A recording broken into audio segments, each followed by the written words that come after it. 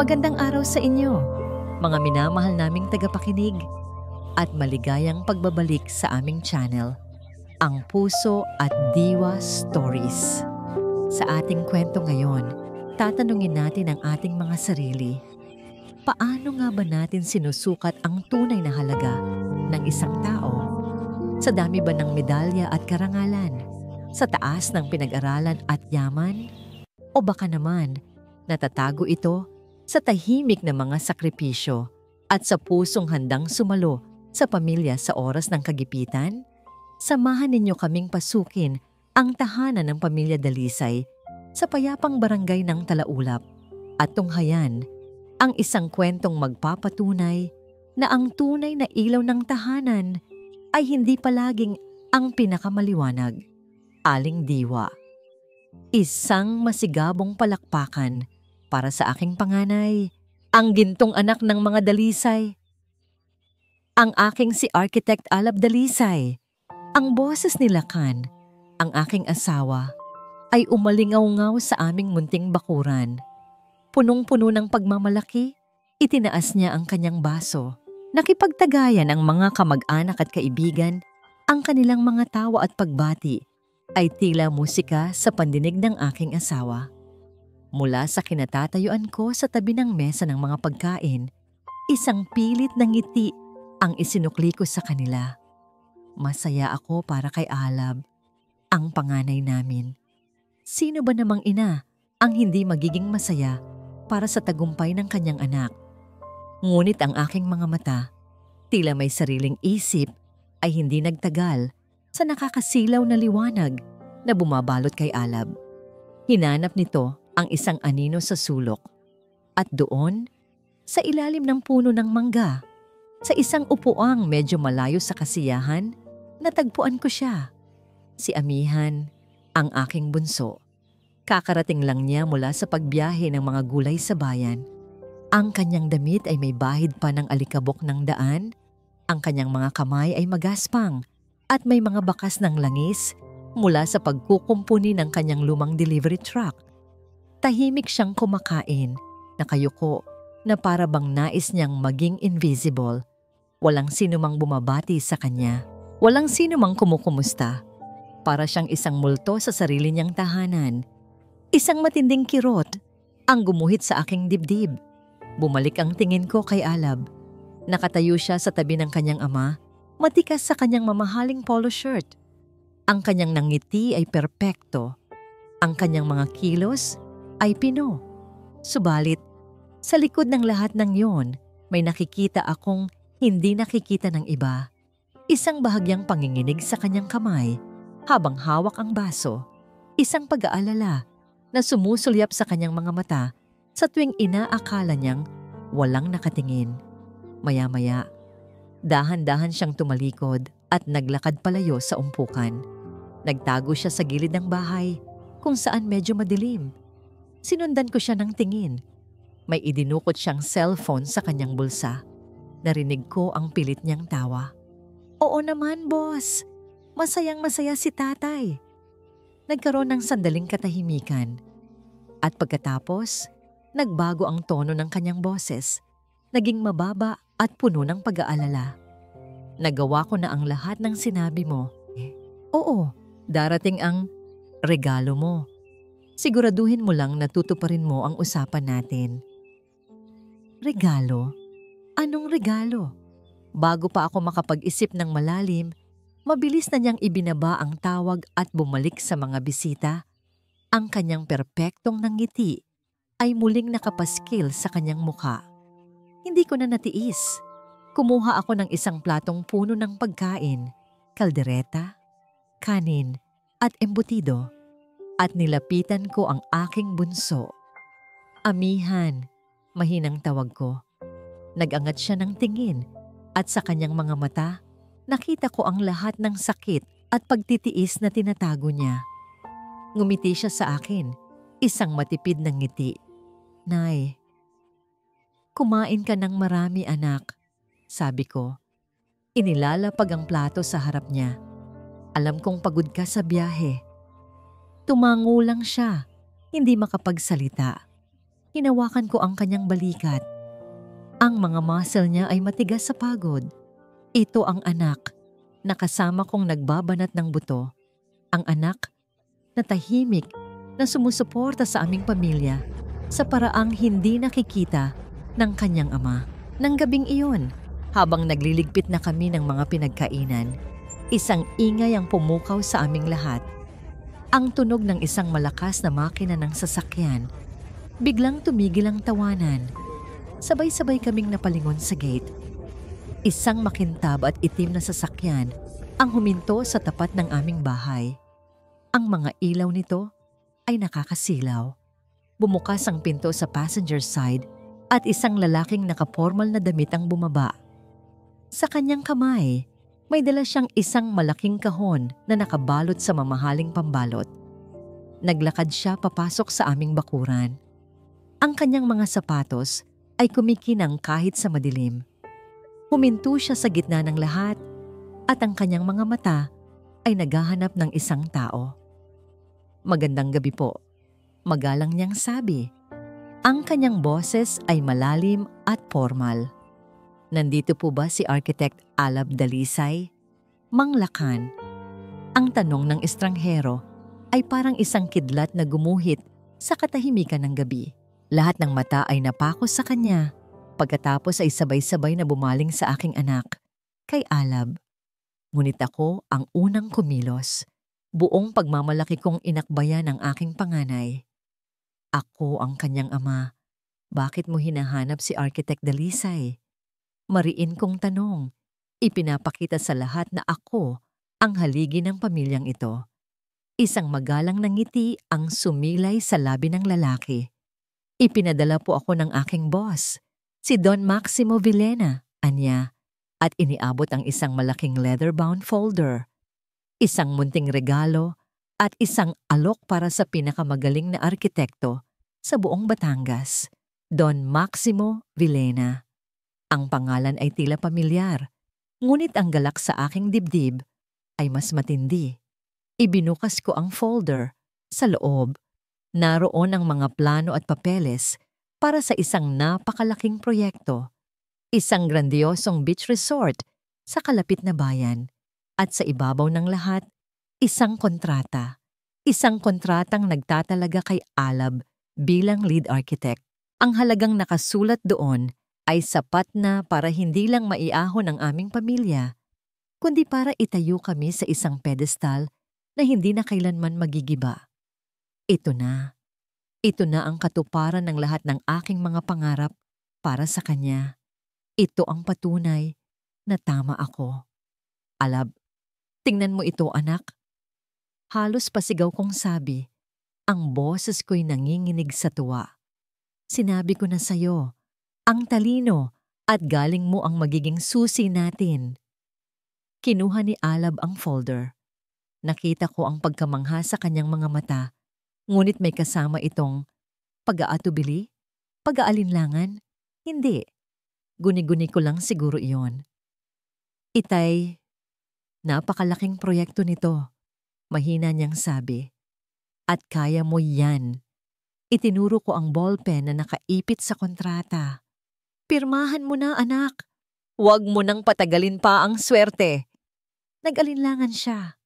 Ang kanyang mga mata ay nagpabalik-balik mula sa kontrata patungo sa akin. Nakita ko ang kanyang kamay na bahagyang nanginginig. "Pero itay, hindi ko pa kilala si Don Maximo." "Ano ka ba?" Putol ko sa kanya. Medyo malakas. Ang oportunidad, minsan lang kumatok. At ngayon, hindi lang siya kumakatok. Sinisipa na niya ang pinto para sa'yo. "Pirmahan mo na." Ang diin sa aking boses ay hindi na isang pakiusap. Isa na yung utos. Ang lahat ay nakatingin, naghihintay.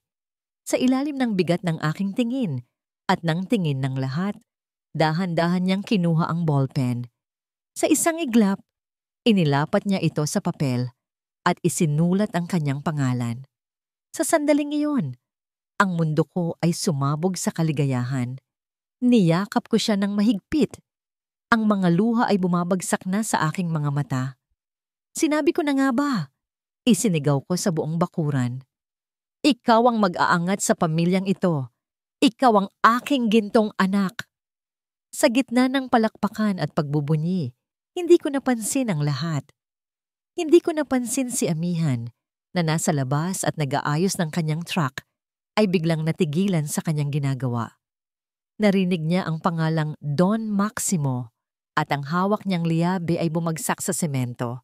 Ang kanyang mukha ay napuno ng pagtataka na para bang may isang masamang alaala mula sa nakaraan ang biglang nagbalik.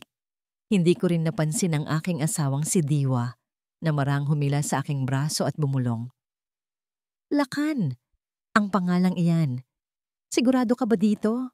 Iwinaksik ko ang kanyang kamay. Huwag kang ngang praning, Diwa. Ito na ang swerte. Huwag mo nang kontrahin. Sagot ko, bulag sa anumang pag-aalinlangan. Para sa akin ang gabing iyon ay perpekto. Nang makaalis na ang lahat ng bisita at ang tanging naiwan na lang ay ang nagkalat na mga plato at ang amoy ng tagumpay, hindi ako makatulog. Pumunta ako sa sala. Kinuha ko ang kopya ng kontrata at pinagmasdan itong muli sa ilalim ng liwanag ng buwan na tumatagos sa bintana. Ito ang simbolo ng lahat. Ang katapusan ng aming mga paghihirap. Isang kaluskos ang narinig ko mula sa kusina. Paglingon ko, nakita ko si Amihan na papunta sa ref para uminom ng tubig. Saglit siyang tumingin sa akin. Walang emosyon ang kanyang mukha. Ibinalik ko ang aking tingin sa kontrata. Hinaplos ko ang pangalan ni Alab. Ngunit habang nakatitig ako doon, isang malamig na kaba ang biglang gumapang sa aking likuran. Ang pangalang Don Maximo Villena. Bakit nga ba? Parang may dala itong anino ng isang nakaraang matagal ko nang ibinaon sa limot. Alab, ang bigat ng bakal at semento sa construction site ay walang-wala kumpara sa bigat na dinadala ko sa aking dibdib. Nakatayo ako sa ilalim ng tirik na araw, pinupunasan ang pawis sa aking noo habang pinagmamasdan ang mga trabahador. Sa papel, ako ang boss, ako ang arkitekto, pero sa katotohanan, isa lang akong tuta. Isang tuta ni Don Maximo Villena. Biglang nagring ang cellphone ko. Kahit hindi ko tingnan ang screen, alam ko na kung sino yon. Isang malamig na kaba ang gumapang sa aking sikmura. Architect Dalisay. Sagot ko. Pilit pinapatatag ang aking boses. Isang mababang tawa ang narinig ko mula sa kabilang linya. Kamusta ang proyekto ko? Tanong ng boses ni Don Maximo. May halong pang-aalaska. Maayos naman po, Don Maximo. Sumusunod po sa plano. Mabuti, anya. Ipinadala ko na dyan ang bagong listahan ng mga materyales at ang mga resibo para sa additional funding. Kailangan ko ng pirma mo sa mga yan bago matapos ang araw. Napalunok ako. Alam ko kung anong ibig sabihin yon. Mga substandard na materyales, mga resibong pinapabintog ang presyo. Pero Don Maximo, delikado po yan. Baka ano? Putol niya. Ang kanyang boses ay biglang naging matigas at malamig na parang yelo. Baka malaman ng tatay mo na ang gintong anak niya ay nabubuhay sa kasinungalingan? Baka malaman niyang ipinangutang mo ang bagong kotse mo sa kumpanya ko? Huminga siya ng malalim. Pirmahan mo, Alab. O baka isang araw, hindi lang ang proyektong ito ang guguho. Baka buong pamilya mo ang magbabayad. Binabaan niya ako ng telepono. Naiwan akong nakatayo doon, nanginginig ang mga kamay. Ang init ng araw ay napalitan ng lamig ng takot. Pag-uwi ko ng gabing iyon, dala-dala ko pa rin ang takot. Nagiging alak na ang aking kanlungan. Umaasa akong sa bawat lagok. Malulunod ang aking mga problema. Pero hindi. Lalo lang lumalakas ang mga anino sa aking isip. Sa hapagkainan, ang tensyon ay halos hinihiwa ng kutsilyo.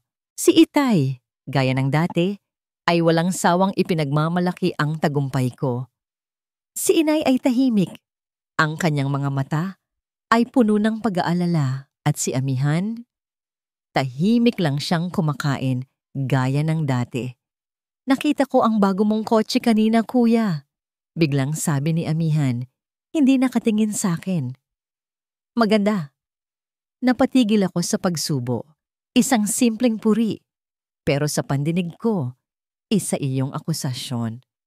Saan galing ang pambili mo ng bagong kotse, kuya? Ang tanong na yon, ang simpleng tanong na yon ang nagsilbing mitya. Ano bang pakialam mo? Sigaw ko, ang galit at takot, ay sumasabog mula sa aking dibdib. Hindi mo yon maiintindihan kasi hanggang manibela lang ang kaya mong hawakan. Alab! Saway sa akin ni Inay. Pero huli na ang lahat. Ang halimaw sa loob ng aking ama ay nagising na. Ibinagsak ni Itay ang kanyang mga palad sa mesa. Kumalansing ang mga plato. Ang kanyang mga mata ay nag-aapoy habang nakatitig kay Amihan. Inggit ka lang! Dagundong ng boses niya. Inggit ka lang sa kapatid mo. Kasi habang siya inaabot ang mga bituin, ikaw nananatili sa putikan. Habang buhay ka na lang isang hamak na driver, walang mararating, walang nagsalita. Ang mga salita ni Itay ay parang mga punyal na isinaksak, hindi lang kay Amihan, kundi sa buong pamilya. Dahan-dahang tumayo si Amihan, hindi siya tumingin sa amin. Kinuha niya ang kanyang plato at dinala ito sa lababo. Pagkatapos, walang imik siyang lumabas ng bahay. Bago siya tuluyang mawala sa pinto, nakita ko ang kamay niya na humigpit sa pagkakahawak sa isang luma at gasgas na kwaderno sa kanyang bulsa. Nang gabing iyon, sa aking kwarto, hindi ako mapakali. Ang mga sigaw ni Itay at ang tahimik na pag-alis ni Amihan ay paulit-ulit na naglalaro sa aking isipan. Humiga ako sa kama, ipinikit ang mga mata, at nagdasal na sana matapos na ang lahat ng ito. Samantala, sa kabilang silid, si Diwa ay nag-aalalang nagliligpit ng mga damit. Habang inaayos niya ang mga gamit sa kwarto ni Alab, may isang papel na nahulog mula sa ilalim ng kama. Pinulot niya ito. Isa itong sulat mula sa bangko. Isang final demand notice. At habang binabasa niya ang nakasulat na halaga ng utang na hindi pa nababayaran sa ilalim ng pangalan ni Alab, ang kanyang mga kamay ay nagsimulang manginig at ang buong mundo niya ay nagsimulang gumuho. Amihan. Ang lamig ng aircon sa loob ng conference room sa Maynila ay tila hindi tumatagos sa aking balat. Sa harap ko, 3 tao na nakasuot ng mamahaling suit ang seryosong nakatingin sa akin. Hindi ako natinag. Ang suot ko lang ay isang malinis na polo shirt at maong. Ang mga kamay ko ay magaspang pa rin, pero ang mga salitang lumalabas sa aking bibig ay malinaw at puno ng kumpiyansa. Ipinaliliwanag ko sa kanila ang sistema ko, kung paano ko direktang kinukuha ang mga sariwang gulay mula sa mga magsasaka sa Batangas, binibigyan sila ng tamang presyo at mabilis na inihahatid sa mga restaurant at grocery sa syudad. Walang middleman, walang nasasayang na produkto. Ang pangalan ng kumpanya ko ay Amihan Logistics. Pagtatapos ko, gaya ng hanging amihan, nagdadala kami ng kasariwaan at magandang ani. Nagkatinginan ng mga executive. Pagkatapos, isang matandang lalaki sa kanila ang ngumiti at inilahad ang kanyang kamay. Mr. Dalisay, you have a deal. Habang hawak ko ang kontrata sa aking mga kamay, isang pakiramdam na matagal ko nang hindi naramdaman ang bumuhay sa aking pagkatao. Pag-asa. Hindi ko ito ginawa para sa aking ama. Matagal ko nang tinanggap na hinding-hindi niya makikita ang halaga ko. Ginawa ko ito para sa aking ina, para maibigay ko sa kanya ang buhay na nararapat para sa kanya. Ginawa ko ito para sa aking sarili, para patunayan na ang halaga ng isang tao ay wala sa diploma na nakasabit sa pader. Pauwi, habang minamaneho ko ang aking luma ngunit maaasahang track. Isang ngiti ang sumilay sa aking labi sa unang pagkakataon sa loob ng maraming linggo. Ang bigat sa aking dibdib ay tila bahagyang gumaan, ngunit ang nangiting iyon ay biglang naglaho. Sa di kalayuan, sa tapat ng isang mamahaling restaurant, nakita ko ang isang pamilyar na sasakyan. Ang bagong kotse ni Kuya Alab. Automatiko kong itinabi ang aking truck sa isang madilim na eskinita. Pinatay ko ang makina. Mula sa kinauupuan ko, kitang-kita ko sila sa loob ng restaurant sa isang table malapit sa bintanang salamin. Nandoon si Kuya Alab at kasama niya ang demonyo mula sa nakaraan ng aming pamilya. Si Don Maximo. Hindi ko marinig ang kanilang pinag-uusapan, ngunit nababasa ko ang lahat sa kilos nila. Ang mga balikat ng kapatid ko ay tensyonado. Ang kanyang mukha ay puno ng takot. Si Don Maximo naman ay relax na relax. May isang mapanuyang ngiti sa kanyang mga labi. Pagkatapos, nakita ko ang pinakamasakit na tanawin. May kinuha si Kuya Alab sa ilalim ng mesa. Isang makapal na brown envelope. Inabot niya ito kay Don Maximo. Ang mga kamay ng kapatid ko ay nanginginig. Ang dugo ko ay biglang kumulo. Hindi na ako nag-isip pa. Dahan-dahan kong kinuha ang aking cellphone. Itinutok ko ang camera. Hindi ko makuha ng malinaw ang kanilang mga mukha, ngunit sapat na ang ebidensya. Click. Kinuhanan ko ng litrato ang kotse ni Don Maximo. Tinitiyak na malinaw ang plaka nito. Hindi ko na hinintay pa ang pag-alis nila. Tahimik kong pinaandar ang makina ng aking truck at umalis na parang isang anino sa dilim. Ang pakiramdam ng pag-asa na naramdaman ko kanina ay ganap ng naglaho. Napalitan ito ng isang malamig at matigas na bato sa aking sikmura. Ang kontratang hawak ko, ang tagumpay na nakamit ko, ay tila nawalan ng kulay. Dahil habang ako ay nagsisikap na itayo ang aming pamilya, ang kapatid ko naman ay abala sa paghuhukay ng aming libingan. Pagdating ko sa bahay, patay na ang mga ilaw. Dahan-dahan akong pumasok. Ayaw gumawa ng anumang ingay. Dumiretso ako sa aking maliit na kwarto. Umupo ako sa gilid ng aking kama. Hindi ko binuksan ang ilaw. Ang tanging liwanag ay mula sa buwan sa labas. Kinuha ko mula sa aking bulsa ang luma at gasgas na kwaderno. Ang kwadernong laging tinatawanan ni Itay. Ang sabi niya'y tala-arawan ng isang walang pangarap. Binuklat ko ito. Ang mga pahina ay puno ng mga numero, kalkulasyon, mga pangalan ng supplier, at mga plano para sa Amihan Logistics. Ito ang tunay na tala-arawan ng aking mga pangarap. Ang bawat linya dito ay patunay ng aking mga puyat at pagod. Pero hindi yon ang hinahanap ko. Ipinagpatuloy ko ang pagbuklat hanggang sa pinakadulong pahina. Ang pahinang hindi ko sinusulatan ng mga numero.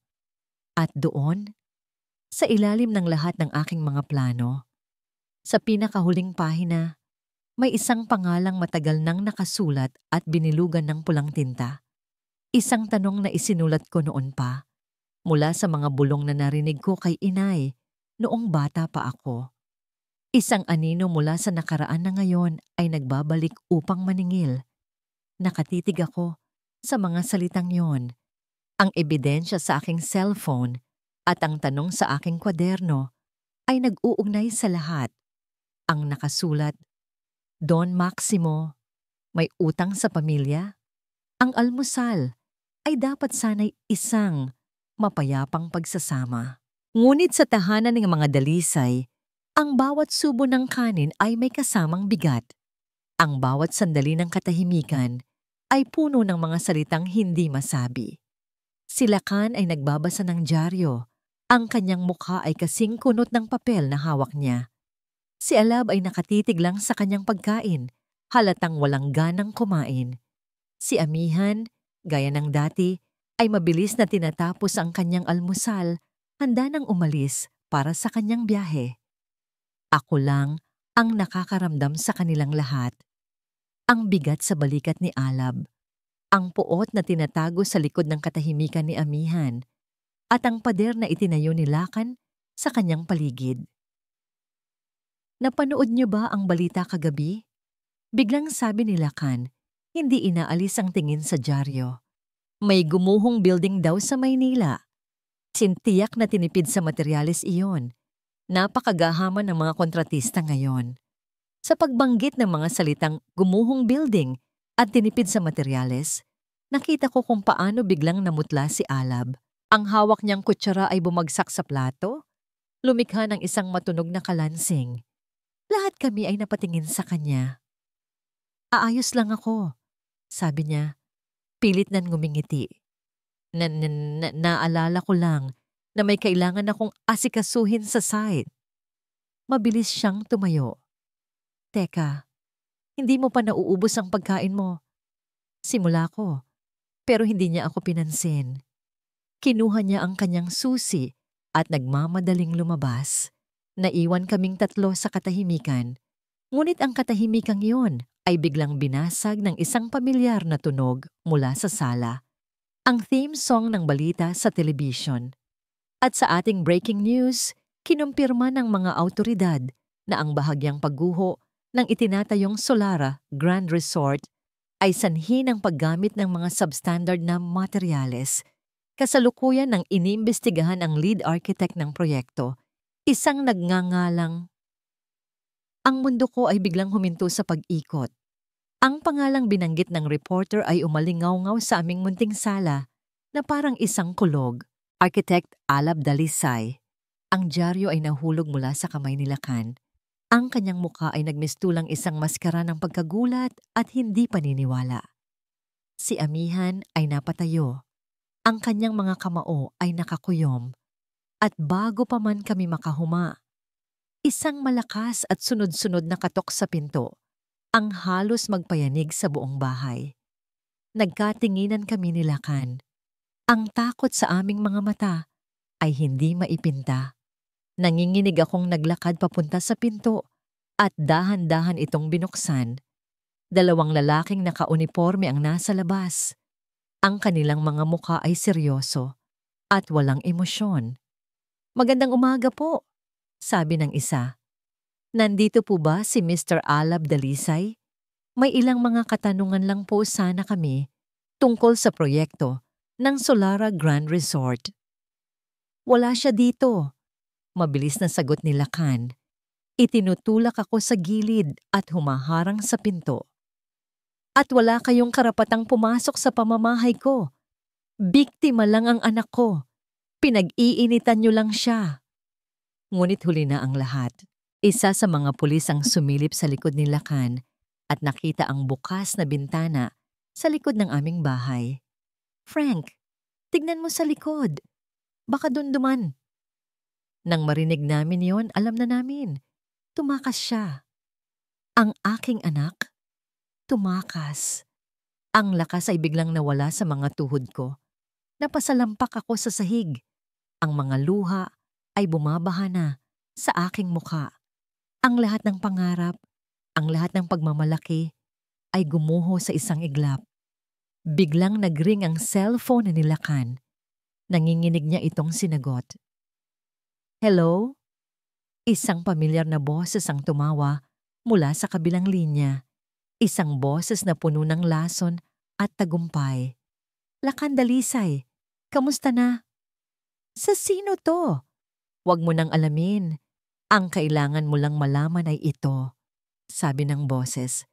Nasa amin ang anak mo, ang gintong anak mo. Kung gusto mo siyang makitang buhay, alam mo na ang gagawin. Bayaran mo ang utang mo sa akin, pati na ang utang ng magaling mong anak. At pagkatapos, ibinaba nito ang tawag. Nabitawan ni Lakan ang telepono. Ang kanyang mukha ay hindi na lang namumutla. Ito'y kulay abo na parang isang taong nakakita ng multo. Ang multo ng kanyang nakaraan. Ang teleponong nahulog sa sahig ay tila isang bombang sumabog sa gitna ng aming sala. Ang katahimikan pagkatapos ay mas nakakabingi kaysa sa anumang sigaw. Nakatitig lang ako sa kawalan. Ang boses na yon, pagkatapos ng 20 taon, sariwa pa rin sa aking isipan ang lason sa bawat salita niya. Si Don Maximo, ang demonyong sumira sa aking pagkatao noon, at ngayon ay nagbalik upang kunin ang kaluluwa ng aking anak. Sino yon, Lakan? Anong utang? Tanong ni Diwa. Ang kanyang boses ay nanginginig habang pilit akong tinutulungang tumayo. Hindi ko siya sinagot. Hindi ko kaya. Ang mga pader na itinayo ko sa paligid ng aking puso sa loob ng maraming taon ay nagsisimula ng gumuho. At ang sakit na ibinaon ko sa ilalim nito ay umaapaw na parang lason. Biglang, isang malakas na kalabog ang umalingaw-ngaw. Si Amihan, ang anak kong laging tahimik, ay sinuntok ang pader. Ang kanyang mga buko sa daliri ay nagdugo, ngunit ang sakit sa kanyang mga mata ay mas matindi. Si Don Maximo, hindi ba itay? Tanong niya. Ang kanyang boses ay kalmado, ngunit may diin na parang talim ng kutsilyo. Siya ang kausap ninyo. Nag-angat ako ng tingin. Paano niya nalaman? Itay, sagutin niyo ako. Ang lakas sa kanyang boses ay nagpabagsak sa akin. Ang lahat ng aking tapang, lahat ng aking pagmamalaki ay biglang naglaho. Napaupo ako sa sahig. Ang aking mga balikat ay nanghihina. At doon, sa harap ng aking asawa at ng anak na palagi kong minamaliit, ang katotohanan ay lumabas na parang isang agos ng maruming tubig. Nagsimula akong magkwento. Flashback, mabilis na mga imahe. Isang batang Lakan, mas bata at puno ng pangarap, sa loob ng kanyang maliit na furniture shop. Siya at ang isang mas batang Don Maximo ay nagkakamay. Sinisilyuhan ang isang partnership. Mga papeles na pinipirmahan ni Lakan nang hindi binabasa. Ang shop na unti-unting nalulugi. Ang huling paghaharap. Si Don Maximo, tumatawa habang kinukuha ang lahat. Si Lakan, nakaluhod, durog at talunan. Bumalik sa kasalukuyan. Mayroon akong maliit na paggawaan ng muebles noon.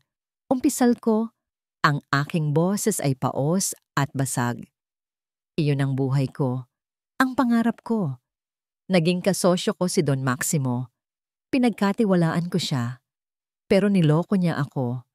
Bawat salita ay parang isang piraso ng bubog na lumalabas sa aking lalamunan. Kinuha niya ang lahat. Ang negosyo, ang pera, ang dignidad ko. Iniwan niya akong walang-wala. At ang kahihiyan na iyon ang nagtulak sa akin. Tumingin ako sa kawalan. Ang mga luha ay malayang dumadaloy sa aking mga pisngi. Ipinangako ko sa sarili ko na hinding-hindi na muling may aapi sa pamilya ko. Na ang mga anak ko, hindi nila mararanasan ang kahihiyang dinanas ko. Dapat silang maging matagumpay sa paraang hindi nila kailangang madumihan ang kanilang mga kamay. Tumingin ako kay Amihan at sa wakas nakita ko siya. Talagang nakita ko siya. Kaya noong pinili mo ang magtrabaho sa lupa, ang nakita ko lang ay ang anino ng aking kabiguan. Kaya itinulak ko si Alab. Itinulak ko siya ng husto. Dapat siyang maging perpekto. Dapat siyang maging matagumpay. Hindi ko namalayan. Hindi ko namalayan na itinutulak ko na pala siya sa parehong demonyo na sumira sa akin. Ang huling salita ay isang hikbi. Doon, sa sahig ng aming sala, ako ay hindi na si Mang Lakan, ang haligi ng tahanan. Ako ay isang matandang lalaki na wasak, durog sa bigat ng sarili kong mga kasalanan. Kasalanan ko, bulong ko. Kasalanan ko lahat. Itinulak ko siya sa demonyong yon. Naramdaman ko ang mga braso ni Diwa na yumakap sa akin. Umiiyak din siya. Hindi para sa akin, kundi para sa aming lahat. Para sa aming nawasak na pamilya. Sa gitna ng aming pagdadalamhati, isang katahimikan ang namayani. Isang katahimikang nagmumula kay Amihan. Dahan-dahan siyang lumapit. Hindi siya nagsalita. Pinulot niya ang cellphone na nabitawan ko sa sahig. Pinagmasdan niya ito ng ilang sandali. Ang kanyang mukha ay hindi mabasa. Pagkatapos, tumingin siya sa akin. Ang kanyang mga mata ay hindi na nagpapakita ng galit. Ang naroon ay isang bagay na mas malalim, mas matatag. Isang desisyon. Ako na ang bahala dito, Itay. Pagkaalis ko sa bahay, hindi galit ang nararamdaman ko. Hindi rin takot. Isang kakaibang kalinawan ang bumalot sa aking isipan. Ang lahat ng piraso ng puzzle, ang mga pautal-utal na kwento ni Inay noon, ang biglaang pagbagsak ng negosyo ni Itay, ang pangalang Don Maximo, ang takot sa mga mata ni Kuya Alab, at ang mga sikreto sa aking lumang kwaderno ay sa wakas nagkabit-kabit. Ang unang pinuntahan ko ay ang bangko. Ang teller ay napatingin sa akin mula ulo hanggang paa. Isang lalaking nakasuot lang ng simpleng t-shirt at pantalong maong. "Magandang umaga, sir. Ano po ang maipaglilingkod ko?" "Withdrawin ko ang lahat ng laman ng account ko," mahinahon kong sabi. Nang i-type niya ang account number ko, nakita ko ang paglaki ng kanyang mga mata. Napatingin siyang muli sa akin, ngayon ay may halong paggalang at pagtataka. Walang salita. I-process niya ang request ko. Umalis ako sa bangko, dala ang isang manager's check na may halagang hindi kailanman inakala ng aking pamilya na kaya kong ipunin. Ito ang bawat patak ng pawis, bawat puyat, bawat pangungutya na tiniis ko sa loob ng mga taon. Ang pangalawang hinto ko ay isang maliit na opisina sa isang lumang gusali sa Maynila. Sa pinto nakasulat, Attorney Ricardo De Silva, Legal Counsel. Si Attorney De Silva ay hindi sikat, pero may reputasyon siyang hindi natatalo sa korte at tumatanggap ng mga kasong inaayawan ng iba. Inilatag ko sa kanyang mesa ang lahat. Ang kopya ng kontrata ni Kuya Alab, ang mga litratong kuha ko, ang mga bank statement ng aking kumpanya, at ang kwento ng nakaraan ng aking ama. Habang ako'y nagsasalita, tahimik lang siyang nakikinig, malinaw, diretso at walang paligoy-ligoy. Hindi ako humingi ng awa, naglatag ako ng mga katotohanan. Pagkatapos kong magsalita, sumandal siya sa kanyang upuan at tinitigan ako ng matagal. "Malaking tao ang binabangga mo, bata. Alam mo ba yan?" "Alam ko po," sagot ko. "Pero mas malaki ang pamilya ko." Isang bahagyang mamamangiti ang sumilay sa labi ng abogado. "Gusto ko ang tapang mo. Sige, hawak ko na ito." Ang huling hinto ko, ang pinakamahalaga, isang bodega sa isang madilim na bahagi ng Pantalan. Ito ang lugar na ibinigay ni Don Maximo. Pagbaba ko sa aking truck, dalawang malaking lalaki ang sumalubong sa akin. "Nasaan ang pera?" tanong ng isa. Hindi ako sumagot. Tinuro ko lang ang loob ng bodega. Nagkatinginan sila, nagtataka, pero pinapasok nila ako. Sa loob, sa gitna ng mga kinakalawang na container van, nakaupo si Don Maximo sa isang silya na parang isang hari sa kanyang basurang kaharian. Sa likod niya, nakatali sa isang upuan, ay ang kapatid ko si Kuya Alab. May mga pasa siya sa mukha. Ang kanyang mamahaling damit ay gutay-gutay. Ang gintong anak, ngayon ay mukhang basahan. "Aba-aba," sabi ni Don Maximo, tumatawa. "Ang hamak na driver, ikaw ang ipinadala ng duwag mong ama? Nasaan na ang bayad?" Imbes na sagutin siya, dahan-dahan akong lumapit. Kinuha ko mula sa aking backpack ang isang manipis na folder. Hindi ang pera. Inilapag ko ito sa isang mesang nasa pagitan namin. "Ano to? Biro?"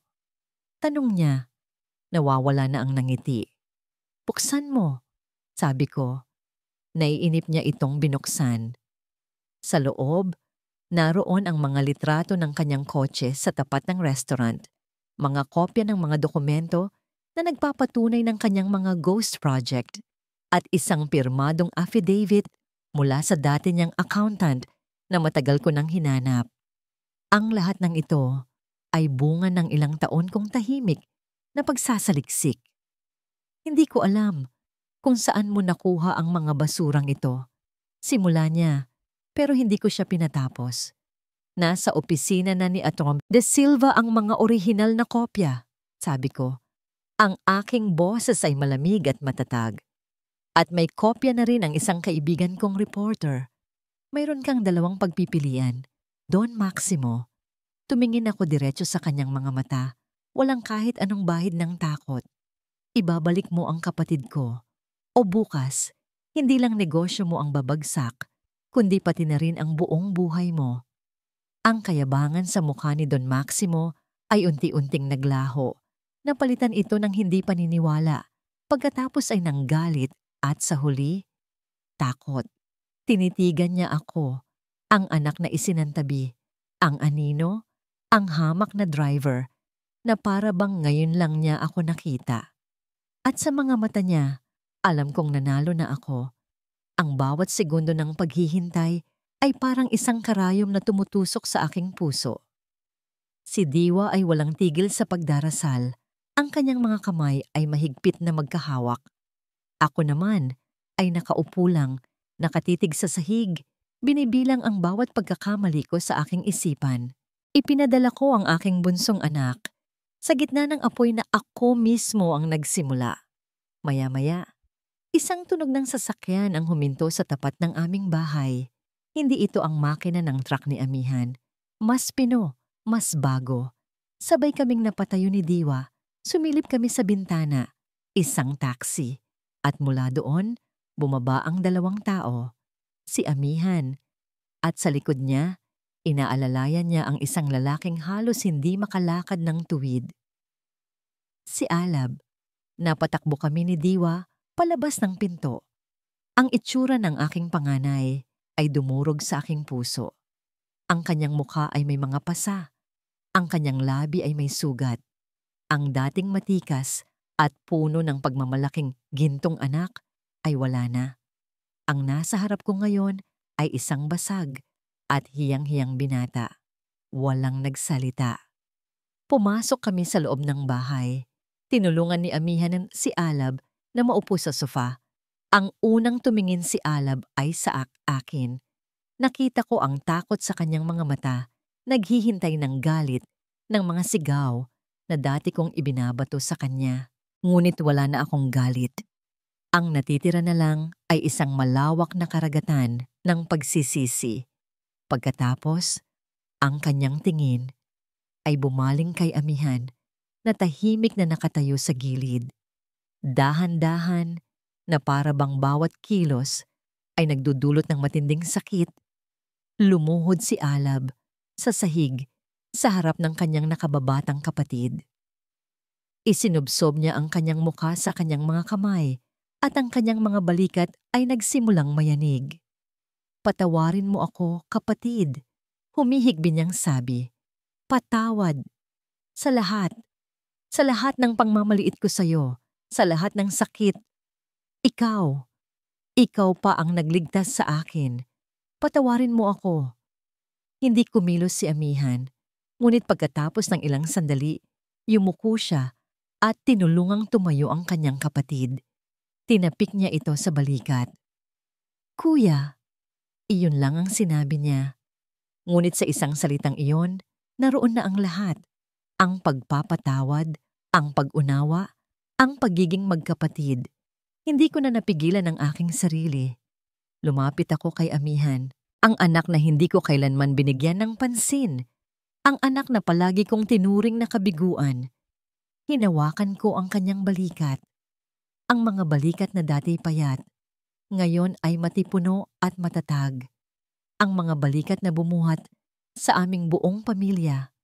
Tumingala siya sa akin at sa kauna-unahang pagkakataon, tinitigan ko siya hindi bilang isang anino, kundi bilang aking anak. Anak? Ang boses ko ay halos hindi lumabas. Isang pabulong na puno ng sakit at hiya. Patawad. Hindi siya sumagot. Ngumiti lang siya ng bahagya. Isang maliit na ngiti, ngunit sapat na yon upang simulan ang paghilom ng lahat ng sugat. Noong gabing iyon, ipinaliwanag ni Amihan ang lahat. Ang tungkol sa Amihan Logistics, ang mga kontrata, ang mga taon ng tahimik niyang pagsisikap. Nakaupo kaming lahat, nakikinig sa kanya, at sa bawat salita niya, isang bagong larawan ang nabubuo. Ang larawan ng isang anak na hindi namin tunay na kilala. Hinainan kami ni Diwa ng isang simpleng hapunan.